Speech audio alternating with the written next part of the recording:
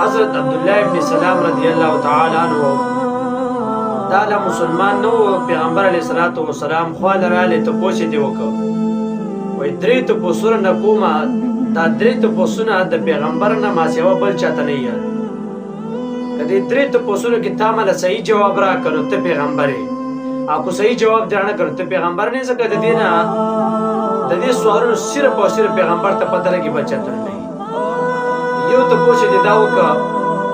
د قیامت د علاماتو نه اول علامات څه شی غټ علامات دویم تپوس یې دا وکړه وایي د اهل جنت په اول خوراک څه شي او دریم تپوس یې دا وکړه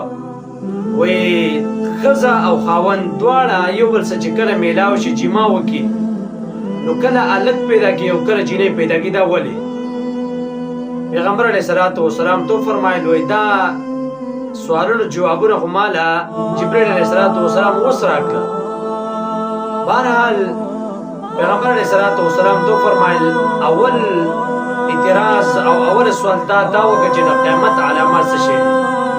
د قیامت علامات دا دی چې د مشرق نه به یو اور راوځي دا اور به د خلک مغرب طرف ته یو زیات راجمع کړي دا غټ علامات دی تحشر الناس من المشرق الى المغرب دا خلک به یو زیات راجمع کړي دویم خوراک ته اهل جنت په اول وخت کې په اول ورځ باندې دا څه شی نبی کریم علیه الصلاۃ والسلام وفرمایل یاکلوه دا خلک په اخري دا به څه شی خوري دا مئی چې ګر به د خلکو ته میلاو شي هغه به دا وخوري دا دویم اعتراض جواب شو دریم چې کله زنانه ښځه او خاوند یو بل سره میلاو شي نو کله هلک پیدا کړي او کله جینۍ دا ولې پیغمبر علیه الصلاۃ والسلام تو فرمایل کله چې د سړي منی او د سړي د چې کوم یې اوبه وځي دا سبقت اول وکړي نو دا به هلک پیدا کېږي او چې کله د ښځې سبقت اول وشي نو بیا زنانه دا ماشومه پیدا کېږي جینۍ پیدا کېږي حضرت عبدالله ابن سلام صاحب چې دا